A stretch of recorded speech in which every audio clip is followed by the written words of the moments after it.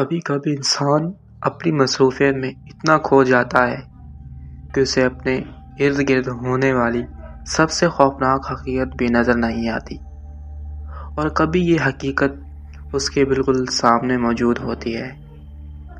آج کی کہانی ایک ایسے شوہر کی ہے جو کئی دنوں تک اپنی ہی بیوی کے ساتھ رہتا تھا، بغیر یہ جانے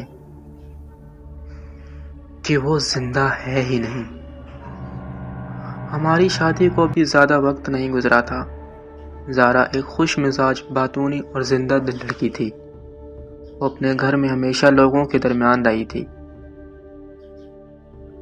ہنسی مذاق، شور شرابہ، اور یہاں اس کے پاس صرف خاموشی تھی۔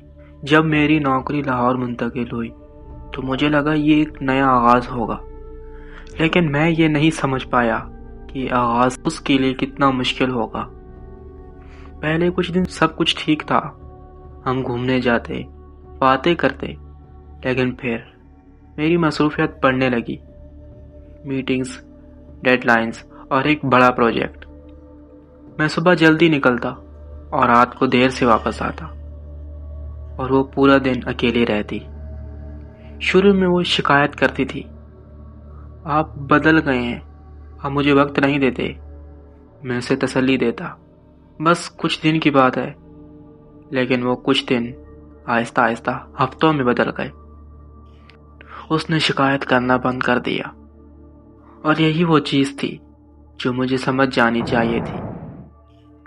اب صرف وہ ایک کام کرتی تھی، ٹی وی دیکھنا، ایک ہی ڈرامہ، روز ایک ہی وقت پر۔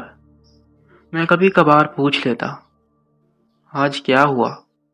اور وہ بڑی دلچسپی سے سناتی، لیکن عجیب بات یہ تھی کہ کہانی کبھی بدلتی ہی نہیں تھی۔ وہ کہتی، آج بھی وہی صبح گھر کا کام کیا اور شوہر کا انتظار کیا، ہر روز وہی جملے۔ مجھے لگتا تھا شاید وہ بور ہو گئی ہے یا صرف وقت گزار رہی ہے، لیکن میں نے کبھی اس بات کی گہرائی میں جانے کی کوشش ہی نہیں کی کہ آخر ہو کیا رہا ہے۔ پھر کچھ عجیب باتیں ہونے لگیں۔ کبھی میں رات کو دیر سے آتا تو وہ لائٹ بند کر کے اندھیرے میں بیٹھی ہوتی۔ کبھی میں بات کرتا تو وہ جیسے سنتی ہی نہیں تھی، اور کبھی وہ بغیر پلک جھپکائے ایک ہی جگہ دیکھتی رہتی۔ میں نے سوچا وہ شاید ناراض ہے یا مجھ سے دور ہو رہی ہے، لیکن سچ اس سے کہیں زیادہ خوفناک تھا۔ پھر وہ دن آیا جس نے میری پوری زندگی بدل دی۔ میں نے فیصلہ کیا، آج جلدی گھر جاؤں گا، زارا کو باہر لے کر جانے کے لیے، اس کے ساتھ وقت گزاروں گا، شاید سب کچھ ٹھیک ہو جائے۔ میں جلدی گھر پہنچا، دروازہ کھولا تو گھر میں عجیب سی خاموشی تھی۔ وہ لاؤنج میں بیٹھی تھی، ہمیشہ کی طرح۔ میں نے کہا، زارا تیار ہو جاؤ، ہم باہر چلتے ہیں، لیکن اس نے میری طرف دیکھے بغیر کہا، کھانا کچن میں رکھا ہے، پہلے کھا لیں۔ میں کچن میں گیا، اور جیسے ہی اندر قدم رکھا، میرے جسم میں ایک سرد لہر دوڑ گئی۔ تمام برتن بالکل صاف تھے، اتنے صاف کہ جیسے کئی دنوں سے استعمال ہی نہ ہوئے ہوں۔ میں نے فریج کھولا، اور ایک بدبو جیسے کسی سڑی ہوئی چیز کی۔ فریج بند تھا، اندر سب کچھ خراب ہو چکا تھا۔ سبزیاں سڑ چکی تھیں، آٹا بھی خراب ہو چکا تھا، اور پانی کی بوتلیں خالی تھیں۔ میرے ہاتھ کانپنے لگے۔ اگر یہ سب کئی دنوں سے خراب تھا تو زارا کیا کھا پی رہی تھی؟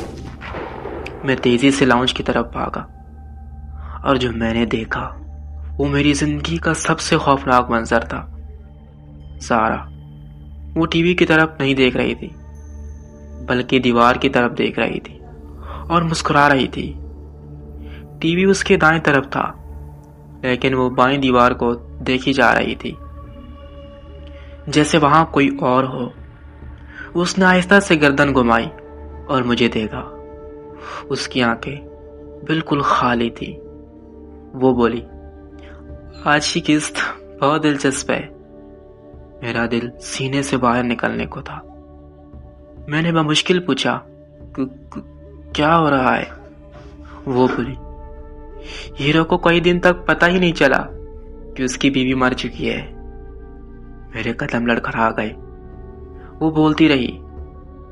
آج جب وہ کچن میں گیا تو اس سے پتہ چلا کہ وہ کئی دنوں سے کچھ کھا پی ہی نہیں رہی۔ پھر وہ آہستہ سے مسکرائی اور کہا، اور جب وہ لاؤنج میں آیا تو اس کی لاش صوفے پر پڑی تھی۔ میرے جسم سے پسینہ بہنے لگا۔ میں نے آہستہ سے صوفے کی طرف دیکھا اور وہاں زہرا بیٹھی نہیں تھی بلکہ اس کی لاش ساکت پڑی تھی، اور جو میرے سامنے کھڑی تھی وہ زہرا نہیں تھی۔